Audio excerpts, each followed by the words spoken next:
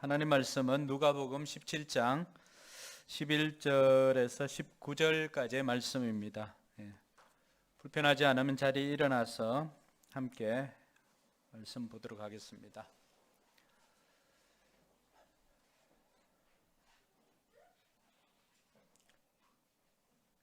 같이 읽습니다. 예수께서 예루살렘으로 가시는 길에 사마리아와 갈릴리 사이로 지나가시게 되었다. 예수께서 어떤 마을에 들어가시다가 나병 환자 10사람을 만나셨다. 그들은 일찍이 멈추어 서서 소리를 높여 말하였다. 예수 선생님, 우리를 불쌍히 여겨 주십시오. 예수께서는 보시고 그들에게 말씀하셨다. 가서 제사장들에게 너희 몸을 보여라. 그런데 그들이 가는 동안에 몸이 깨끗해졌다. 그런데 그들 가운데 한 사람은 자기의 병이 나은 것을 보고 큰 소리로 하나님께 영광을 돌리면서 되돌아와서 예수의 발 앞에 엎드려 감사를 드렸다. 그런데 그는 사마리아 사람이었다. 그래서 예수께서 말씀하셨다. 10사람이 깨끗해지지 않았느냐? 그런데 9사람은 어디에 있느냐? 하나님께 영광을 돌리려 되돌아온 사람은 이 이방 사람 한 명밖에 없느냐? 그런 다음에 그에게 말씀하셨다. 일어나서 가거라. 내 믿음이 너를 구원하였다. 아멘. 자, 우리 옆 사람에게 주먹 인사하면서 하나님이 함께 하십니다. 네, 뒷분하고 손 잘해가면은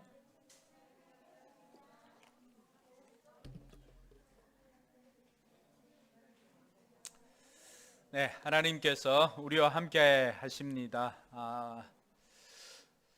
9년을 지내오면서 기억되는 것은 하나님께서 우리와 함께 하셨다는 것입니다. 그 증거가 오늘 이 자리에 앉아있는 여러분들입니다. 그리고 4명으로 시작했던 포커스 교회가 이제 9년이 되어서 40명 또 제적 50명까지도 되었다는 것, 10배나 부흥했지 않습니까? 그러니까 그러한 것들도 우리를 10배나 부흥시켜 주신 것도 하나님께서 우리와 함께 하셨기 때문입니다.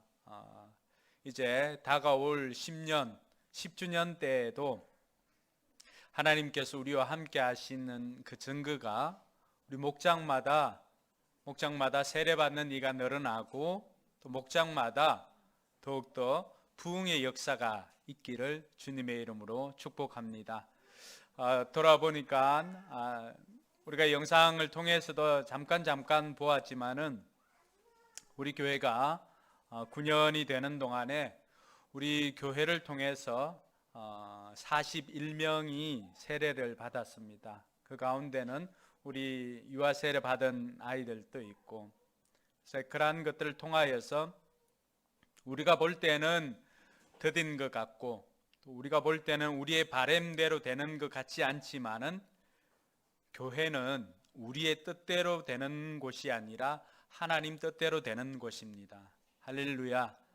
그래서 우리 뜻대로가 아니라 하나님의 뜻대로, 하나님의 방식대로 또 하나님께서 우리 포커스 교회를 이끌어 가신다는 사실을 영상을 통해서 다시 한번 확인하는 시간이었습니다. 오늘 이렇게 설립 9주년과 또 맥주 감사주의를 또 보낼 수 있도록 인도해 주신 하나님께 감사를 드립니다. 지난 목요일 날 아침에 오전 9시 30분에 최영규 목사님 사모님 장례 예배를 드리게 되었습니다. 그 주간에 최 목사님께서 메일을 보내주셔가지고 확인해 보니까 사모님 그동안 이제 우리가 153 기도라고 해서 같이 중보 기도하는 그런 모임이 있었는데 목사님께서 메일을 보내주셔가지고 사모님께서 소천하셨노라고 그 소식을 전해주었습니다. 6월 29일 새벽 3시 50분에 사모님께서 74세의 일기로 소천하셨는데 그 메일을 보내오면서 소천의 소식을 전하면서 이렇게 전해왔습니다. 내년이면 결혼 50주년이 된다고 합니다. 내년이면 결혼 50주년이 되는데 24년 전에 난소암 말기 판정을 받았는데 그때 난소암 말기 판정을 받을 때는 길면 2, 3년, 짧게는 1, 2년 정도 살 수밖에 없을 것이라고 했는데 무려 24년 동안이나 살게 되었음을 이야기를 합니다. 그러면서 사모님이 어떻게 그렇게 오랫동안 살 수 있었는가 사람들이 궁금해하기도 하고 또 사모님 마음을 다른 분들을 통해서 이렇게 들을 기회가 있었는데 사모님께서 그런 이야기를 했습니다. 내일 병이 어떻게 될까 무서워서 오늘을 어둡게 보내지 말라. 많은 사람들이 내일 그 병 때문에 어떻게 될지 몰라서 두려워하면서 어떡하지 하면서 걱정하고 근심하다가 다 시간들을 보냅니다. 암을 진단을 받아도 마찬가지죠. 사모님께서도 마찬가지였죠. 근데 사모님께서 그 암 진단을 받고 그때부터 생각한 것이 이 암과 더불어 사는 것을 해야 되겠다 생각을 했습니다. 그래서 내일 병이 어떻게 될까 무서워하기보다는 오늘을 어둡게 보내지 않기 위해서 애를 쓰고 기도하면서 하루하루를 보냈던 것을 이야기를 했습니다. 그래서 기도 때문에 이렇게 오래 살았다는 것을 증명하기 위해서 자신의 그 시신은 병원에 기증을 했다라고 그렇게 말해 주었습니다. 그 마지막 순간을 어떻게 보냈냐 하면은 최 목사님 그 메일에 이렇게 되어 있습니다. 침대에 우리 내외가 나란히 누워서 옛 이야기들을 많이 하였습니다. 감정 표현이 힘든 아내가 미안하다, 고맙다, 사랑한다, 일생 동안 듣고 싶은 말을 다 들려주었습니다. 그러면서 자기가 절대 예수 믿기 어려운 사람인데 당신하고 결혼한 덕분에 예수 믿게 된 것이 제일 감사하다라고 목사님께 이야기를 했습니다.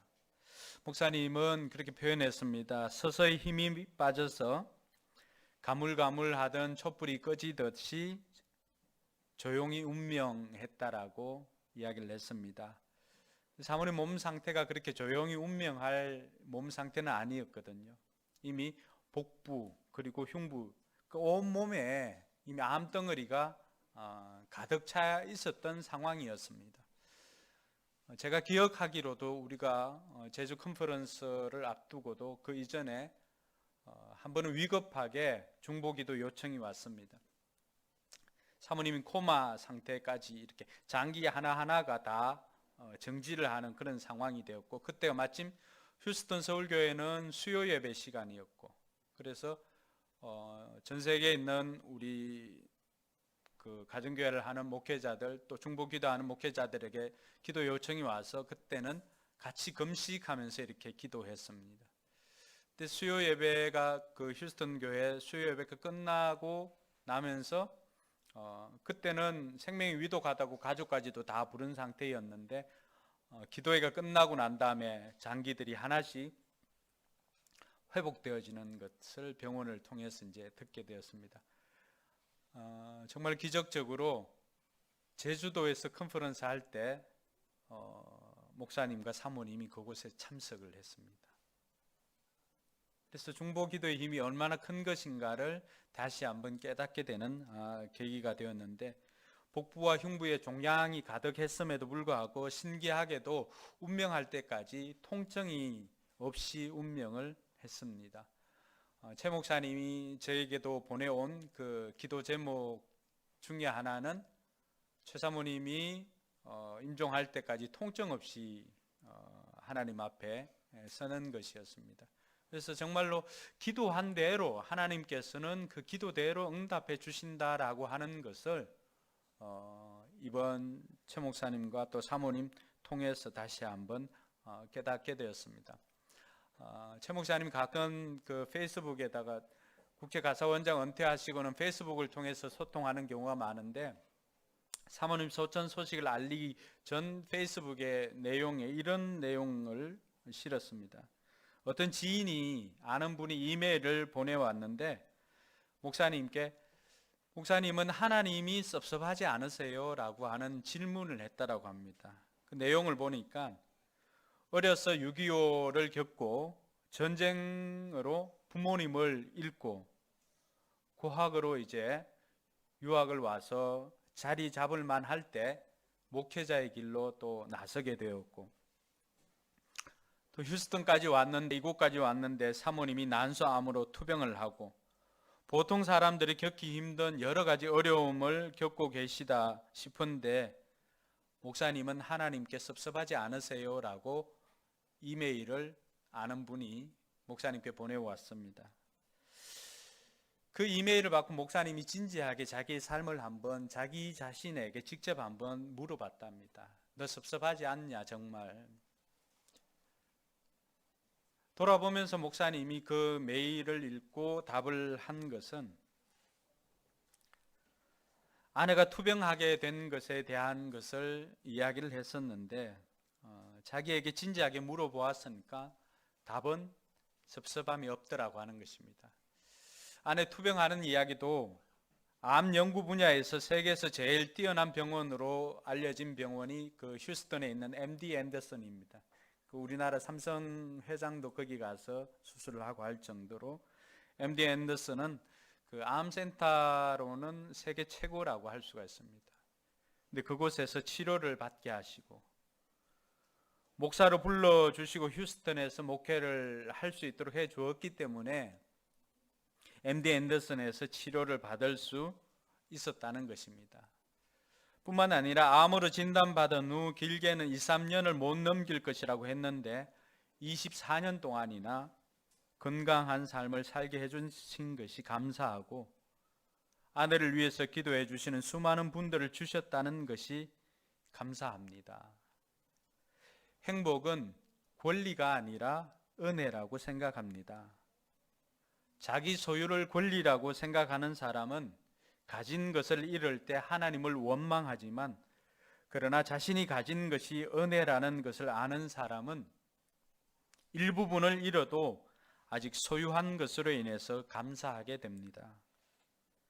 또 하나님을 원망 않는 이유에 대해서는 합력해서 선을 이루어 주시는 하나님을 믿기 때문입니다. 하나님께서는 불평거리들을 다 선으로 바꾸어 주셨습니다.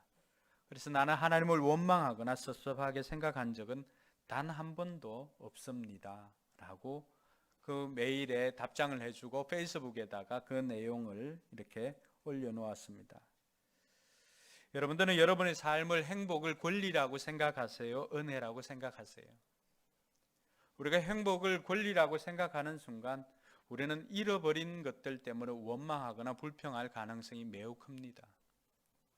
그러나 행복이 권리가 아니라 은혜라고 생각하는 사람은 자신이 가진 것이 은혜라는 것을 알기 때문에 일부분을 잃는다 해도 아직 남아있는 것들 때문에 감사할 수 있는 사람이 바로 가진 것이 은혜라는 것을 아는 사람입니다. 하나님께서 이스라엘 백성들을 출애굽을 시키시고 바로 가나안 땅으로 인도하지 않은 이유가 무엇이겠습니까? 직선거리로 가면 한 열흘 길이면 갈 수 있는 가나안 길입니다. 근데 하나님께서 이스라엘 백성들을 출애굽 시키시고 바로 가나안 땅으로 인도하지 않고 40년 동안이나 그 광야를 걷게 하신 이유가 뭘까요? 혹자는 자기의 삶을 광야라고 표현하고 광야라고 생각하는 사람들도 있습니다. 하나님께서 이 광야를 통해서 뭘 가르치려고 했을까요? 뭘 깨닫게 하시려고 했을까요? 하나님께서 이스라엘 백성들을 광야로 인도하게 하신 것은 원망과 불평으로 사는 인생이 아니라 하나님을 예배하는 공동체로 하나님께 감사하는 사람으로 살도록 그것을 가르쳐 주시기 위해서 하나님께서는 광야로 인도했습니다. 여러분, 하나님께서 무엇을 기뻐하고 무엇을 분노했습니까? 광야를 통해서 우리가 알 수 있는 것은 우리가 감사하고 찬양할 때 하나님께서 너무나 기뻐하셨습니다. 그러나 원망하고 불평할 때마다 하나님께서는 우리가 감당할 수 없는 그러한 분노를 백성들에게 행하셨다는 것을 우리가 알게 됩니다. 광야를 한번 생각해 볼까요? 이스라엘 백성들이 원망하고 불평했을 때 그 이스라엘 백성들이 행진하는 그곳으로 뭐가 들어왔습니까? 불뱀과 전갈들이 들어왔지요. 그 불뱀들이 이스라엘 백성들, 불평하는 이스라엘 백성들을 물어서 죽이기 시작했습니다. 독이 빨리 퍼지게 되었죠. 하나님께서 모세의 기도를 통하여서 이스라엘 백성들이 살아남도록 하기 위해서 놋뱀을 만들어서 그것을 높이 들고 그것을 보는 자마다 살도록 해 주었습니다.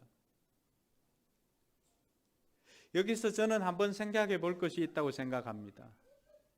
이스라엘 백성들이 원망하고 불평해서 불뱀이 들어왔는가? 그렇지 않으면 그 이전에는 불뱀이 없었는가라고 하는 부분입니다. 이스라엘 백성들이 망각했던 것이 있습니다. 하나님께서 이스라엘 백성들이 출애굽하시고 그 광야로 인도할 때는 하나님께서 그 광야길 속에서도 보호해 주셨다는 사실입니다. 불평하고 원망하는 백성들이 있자 하나님께서는 이 이스라엘 백성들을 보호해 주었던 이 손을 거두십니다. 불뱀과 이러한 전갈들이 그 이전에는 없었던 것이 아닙니다. 하나님께서 손을 내려서 그것들이 이스라엘 백성들, 하나님의 백성들에게 침투하지 못하도록 막아주셨다는 사실입니다. 그것을 망각하고 원망하고 불평하기 시작했을 때 하나님께서 보호하는 그 손을 거두십니다. 그때 이스라엘 백성들에게 어떤 일이 생깁니까? 그 이전에도 존재했지만 하나님의 보호심 가운데 있었을 때와 하나님의 보호심이 거두어질 때 어떻게 달라졌는지를 이스라엘 백성들은 그 생과 사의 갈림길에서 그들은 죽음을 경험하게 되었던 것입니다. 구원받은 하나님의 백성들이 이 땅 가운데 살아갈 때 우리에게 어려움이 없는 것 아닙니다. 이 세상을 살아가는 사람들은 광야길을 걷는 사람들처럼 광야길에서 겪을 수 있는 모든 것들을 우리도 동일하게 겪을 수가 있습니다. 그럼에도 불구하고 왜 우리에게는 세상 사람들이 겪을 만한 그런 어려움들이 많이 없는가?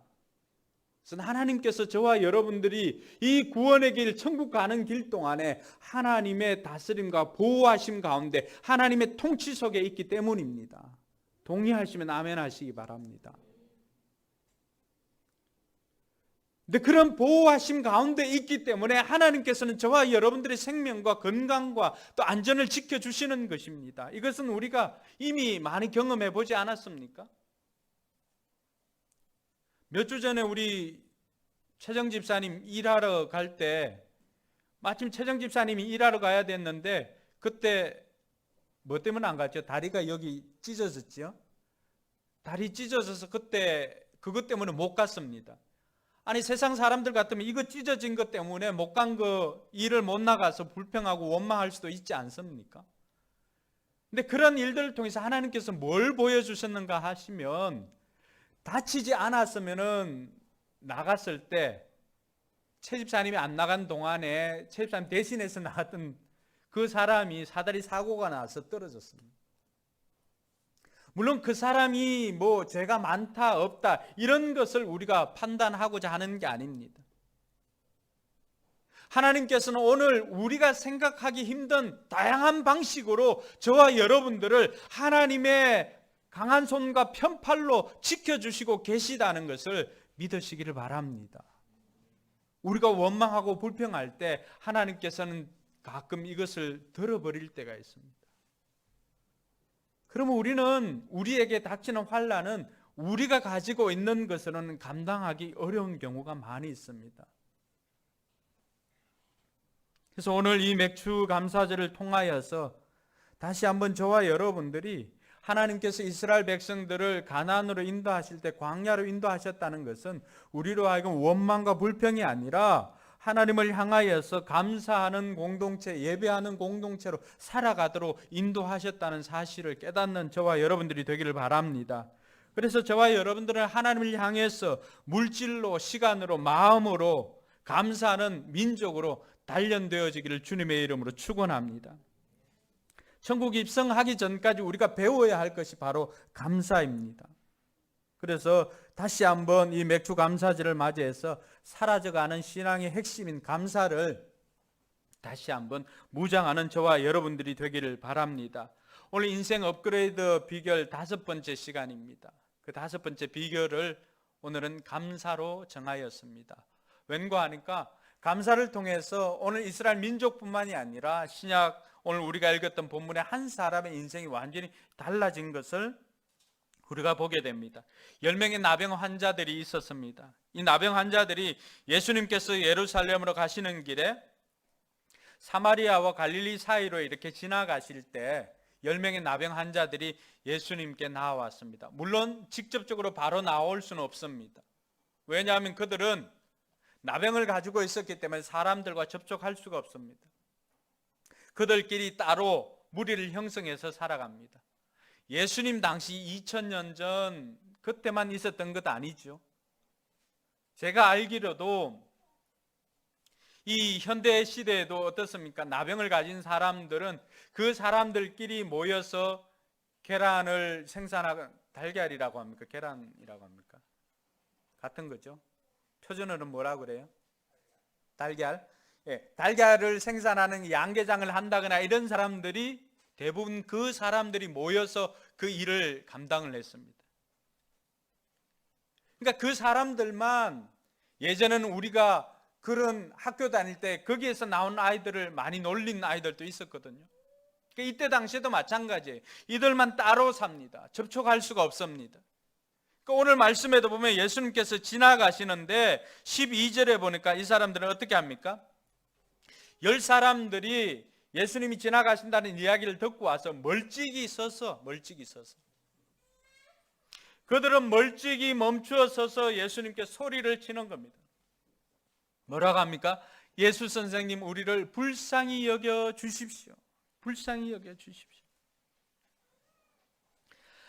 10명의 나병 환자가 예수님께 나와서 소리를 치며 불쌍히 여겨달라는 이야기를 듣고 예수님께서는 어떻게 하셨습니까? 그들을 불쌍히 여겨주실 뿐만이 아니라 제사장들에게 가서 그 몸을 보이라고 이야기를 해주었습니다. 왜 제사장일까요? 레위기 13장에 보니까 나병 환자의 진단과 그리고 완치가 되었다는 판결은 누가 하냐 그러면 제사장이 합니다. 제사장이 보고 이 피부병, 뭐 이렇게 가렵거나 아니면 움푹 들어갔거나 이런 것들을 보고 제사장이 보고 이거 나병이다 라고 하면은 그 사람은 진에 같이 있을 수가 없습니다. 진에서 바깥으로 나가서 따로 격리되어서 살아야만 했습니다. 근데 그 사람이 이제 어느 정도 나은 것 같으니까 그 사람이 본진으로 돌아오기 위해서는 본진으로 바로 오는 것이 아니라 제사장한테 가서 몸을 보이고 제사장이 완치 이렇게 하고 판결을 해주면 가족들하고 함께 살 수가 있습니다. 예수님께서는 이러한 모든 것들을 구약의 율법까지도 다 아시고는 10명의 나병 환자들을 누구에게 보냅니까? 제사장에게로 보냅니다. 근데 이들이 제사장에로 가는 동안에 놀라운 일이 생깁니다. 오늘 말씀해 보니까 14절에 어떻게 되어 있습니까? 예수님께서는 보시고 그들에게 말씀하셨다. 가서 제사장들에게 너희 몸을 보여라. 그런데 어떻게 되었습니까? 그들이 가는 동안에 몸이 깨끗해졌다. 여러분, 이들이 실은 오늘 한 명이 워낙 이렇게 부각되다 보니까 이들의 믿음까지도 없어진 것 같은데, 여러분 같으면 어떻게 하실 것 같아요? 제사장에게 가서 보이라고 한다고 제사장에게 가서 바로 보일 사람들이 과연 몇이나 있을까요? 아람 나라의 나아만 장군이라고 하는 구국 공신이 있었는데 이 사람도 역시 나병에 걸렸습니다. 엘리사에게 왔다가 엘리사가 이번에 다른 처방을 하죠. 요단강에 가서 7번 몸을 씻으라고 합니다. 근데 이 나아만 장군은 어떻게 합니까? 네, 알겠습니다 하고 갔습니까? 그렇지 않습니다. 내 생각에는 우리나라가 이 요단강보다도 더 좋은 강들이 엄청 많이 있는데 내가 거기 가서 7번 몸을 씻으라고 한다고 씻을 것 같으냐라고 하면서 화를 내고 갑니다. 내 생각과 처방되어지는 그 생각이 다르다는 것입니다. 그러니까 옆에 나온 종이 주인님 그 말 듣는다고 뭐 손해될 거 있겠습니까? 시키는 대로 해 보십시오 라고 하니까 그제서야 나아만 장군이 요단강으로 가서 7번 몸을 씻자 깨끗해졌습니다. 예수님께서 오늘 이 10명의 나병 환자들에게 가서 제사장에게 몸을 보이라고 한다고 해가지고 그 이야기를 다 듣고 가는 이 사람들 그 마음속에는 어느 정도 믿음이 있었기 때문에 그 제사장에게로 갔습니다.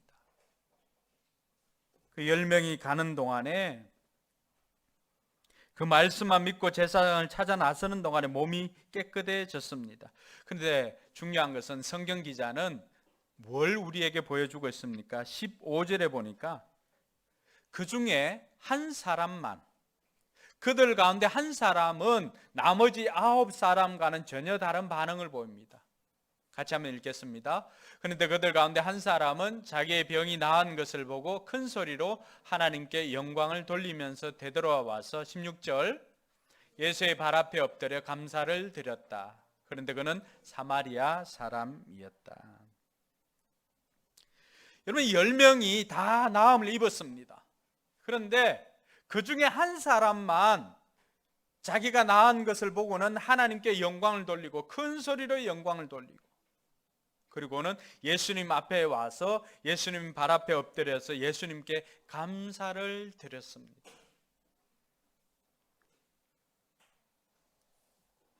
여기에 예수님께서 문제 제기를 합니다.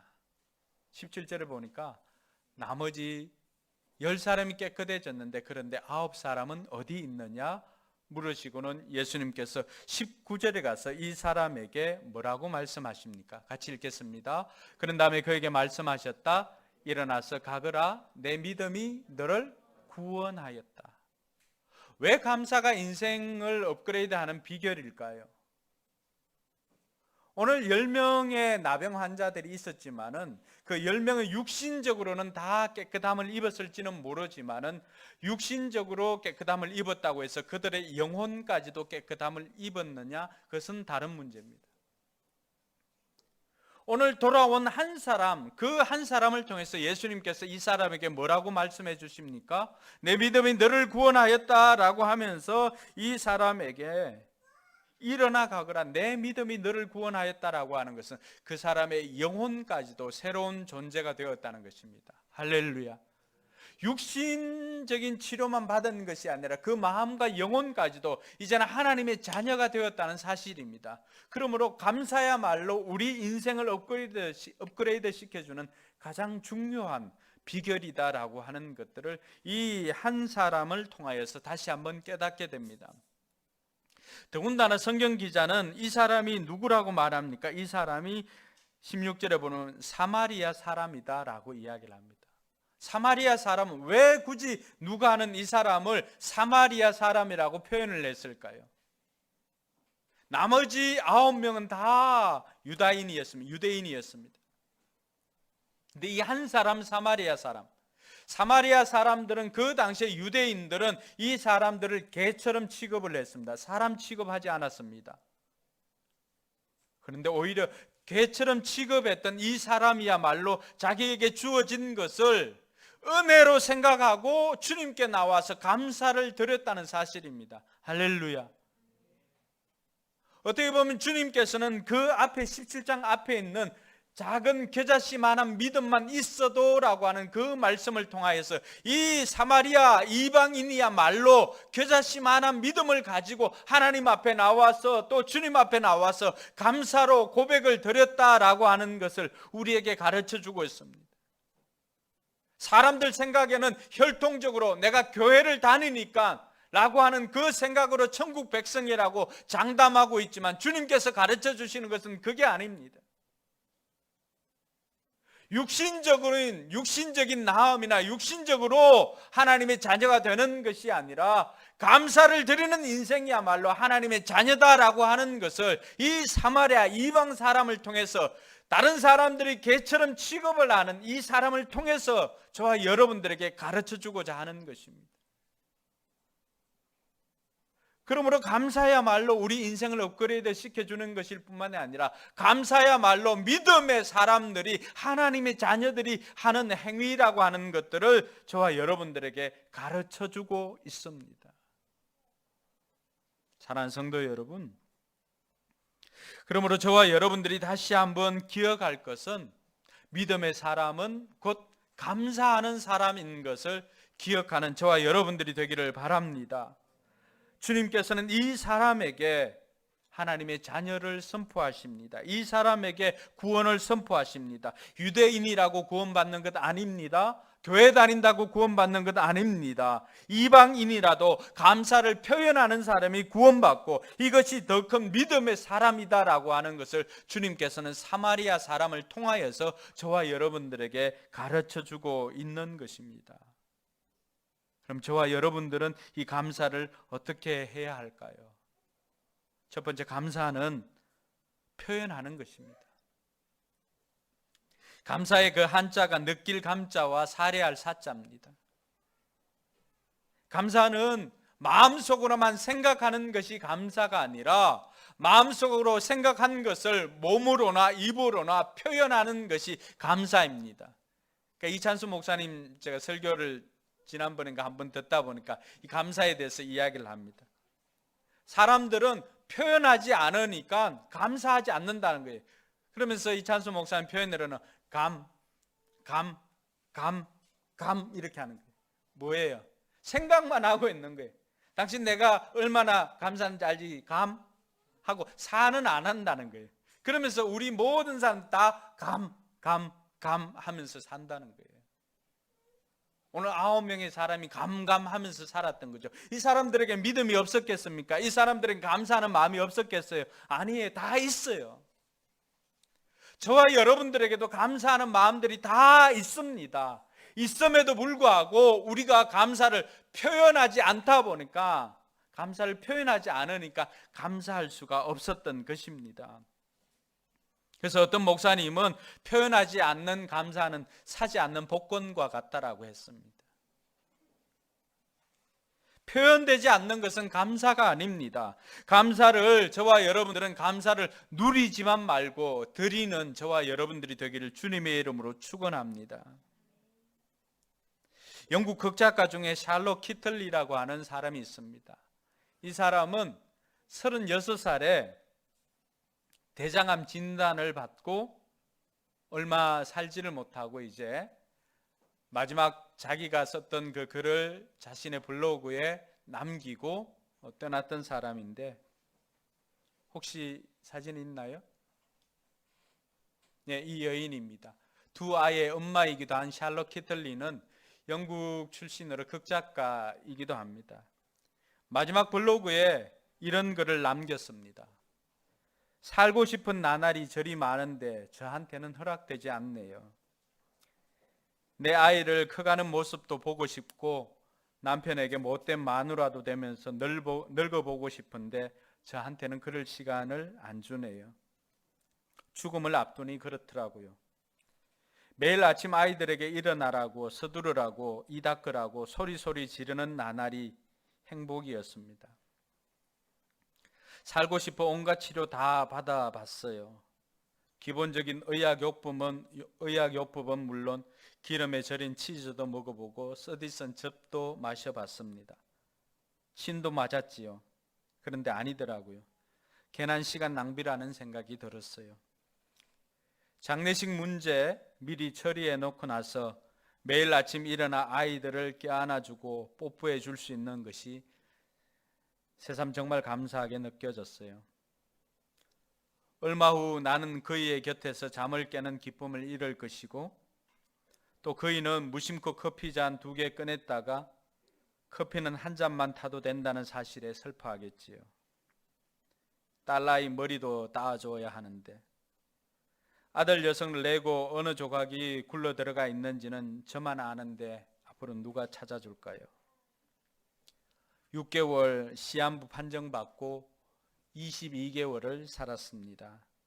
그렇게 1년 보너스로 얻은 덕에 아들 초등학교 입학 첫날 학교에 데려다주는 기쁨을 품고 갈 수가 있게 되었어요.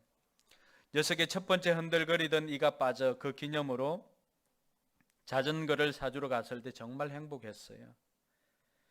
보너스 1년 덕에 30대 중반이 아니라 30대 후반까지 살고 가네요.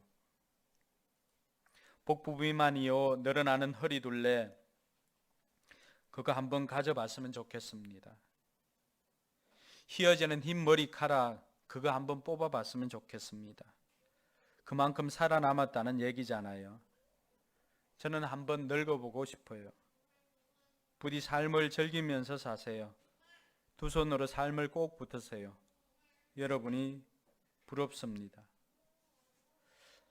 이것이 36세 대장암을 진단받은 샬롯 키틀리가 자기 블로그에 마지막으로 남긴 글입니다.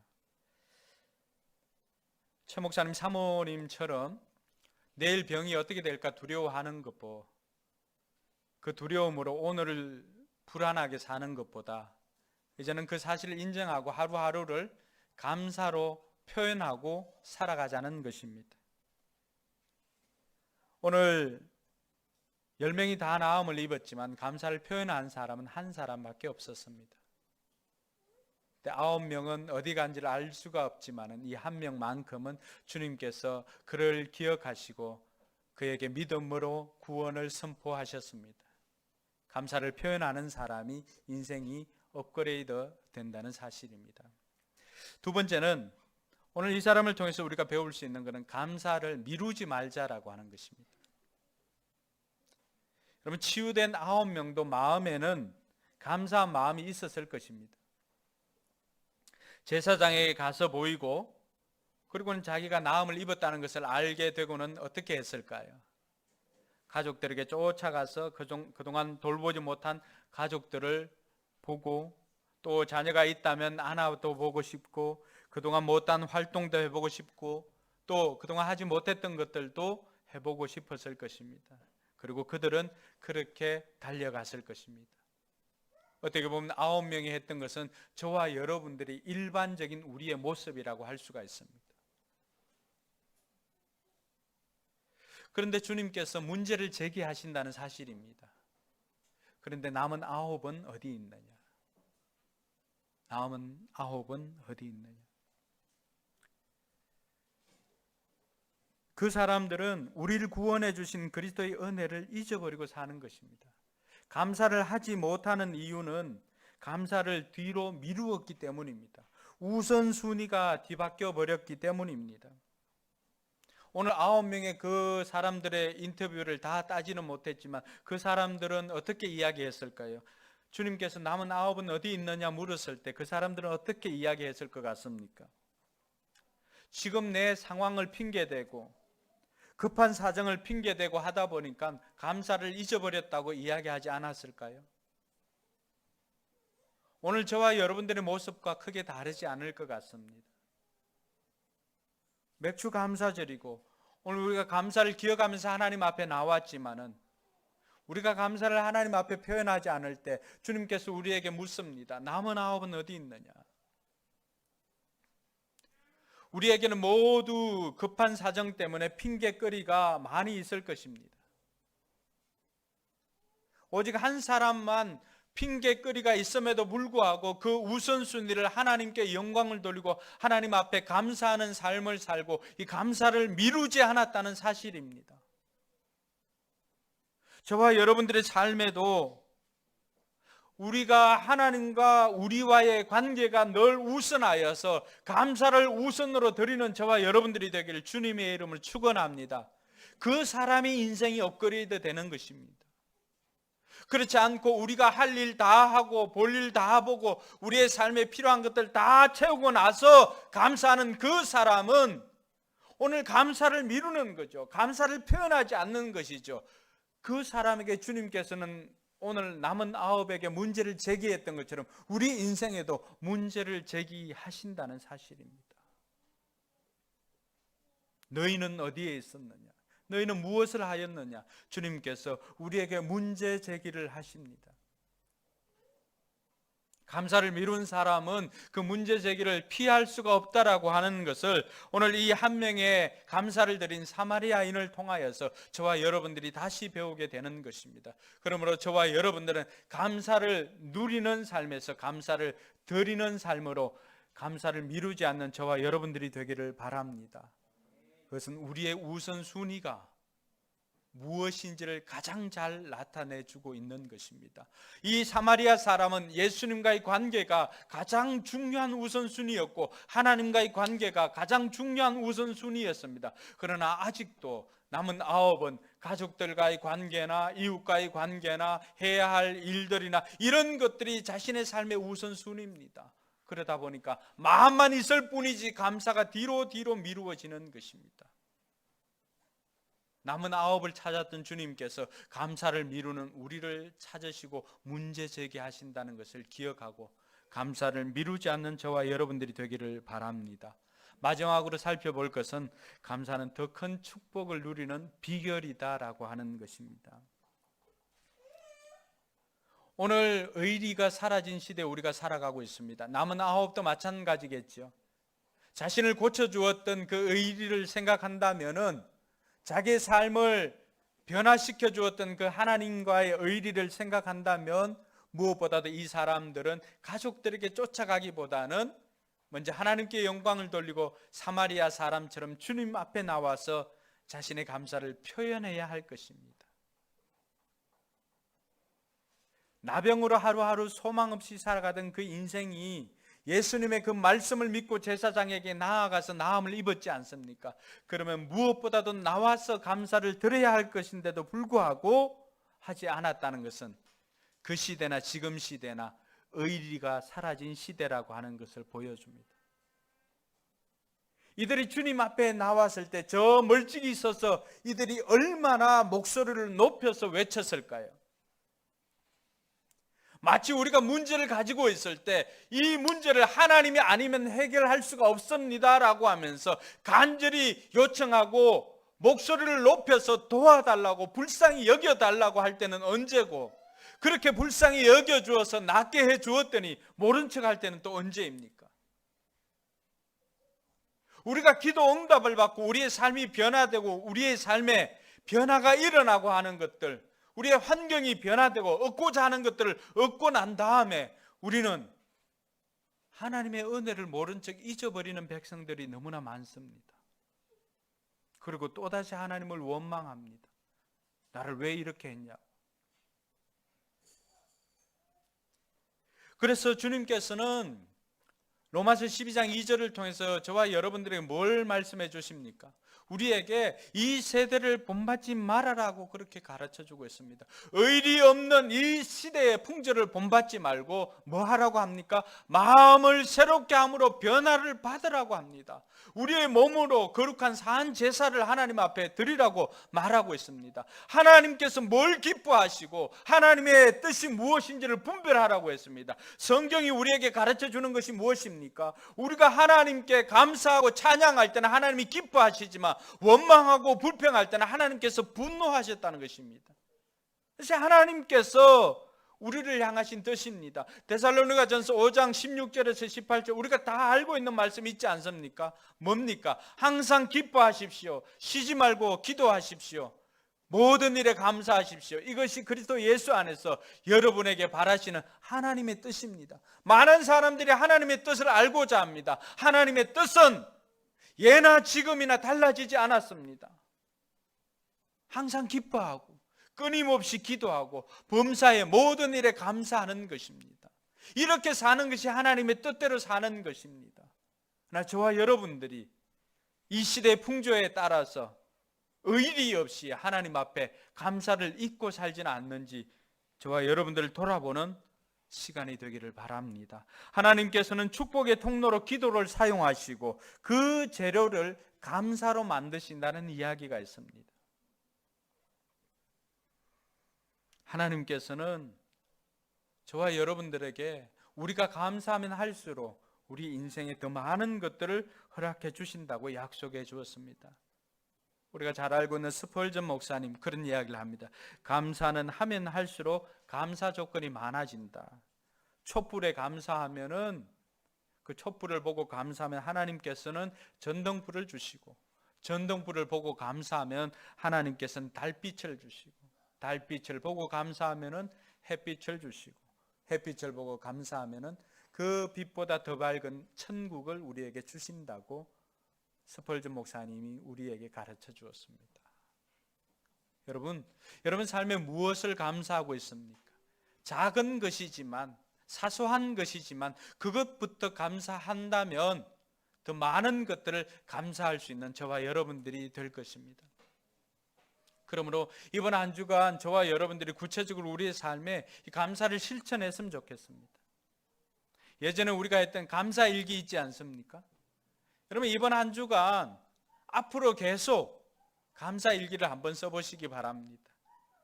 많이 적을 수 있는 사람은 하루에 5개씩 감사일기를 적으시고, 또 그것도 귀찮다라고 하는 사람들은 하루에 3개라도 한번 적어보시기 바랍니다. 그러니까 그것 없으면 섭섭하니까 안 그러면 SNS에 하루에 감사한 것들을 올려서 뭐 밴더든지 또 아니면은 페이스북이든지 인스타이든지 여러분 한번 올려보시기 바랍니다. 그건 역시도 감사는 하나님 앞에 우리에게 베풀어 주신 은혜를 기억하면서 표현하는 것 아닙니까? 구체적으로 한번 표현해 보는 겁니다. 하루의 감사를 표현하는 겁니다. 뿐만 아니라 여러분 일어나는 그러한 감사를 적어서 언제 합니까? 목장 나눔을 할 때 적어와서 한번 감사를 나누어 보시기 바랍니다. 늘 우리는 목장하면 어떻게 합니까? 서둘러서 오다 보니까 어떤 경우는 급하니까 수학 감사, 국어 감사도 할 때가 있죠.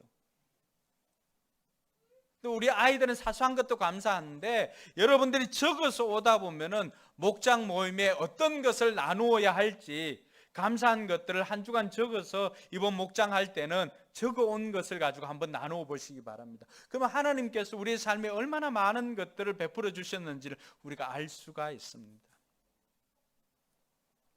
그리고 이것은 다른 목사님 통해서 배운 건데 감사 폭탄을 던지시기 바랍니다.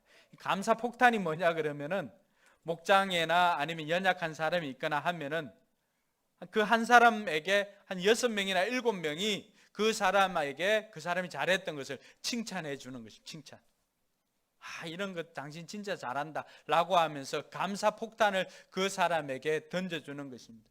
그 감사 폭탄을 받은 사람은 그것을 받고 새 힘을 얻고 다시 일어설 수 있는 힘을 얻었다는 간증들이 많이 있습니다. 여러분 이번 한 주 동안 이 3가지 중에 최소한 2가지는 실천할 수 있기를 바랍니다. 그래서 저와 여러분들이 감사를 표현하고 감사를 미루지 말고 감사함으로 더 큰 감사를 누리는 복을 이번 한 주간 경험할 수 있기를 주님의 이름으로 축원합니다. 기도하겠습니다.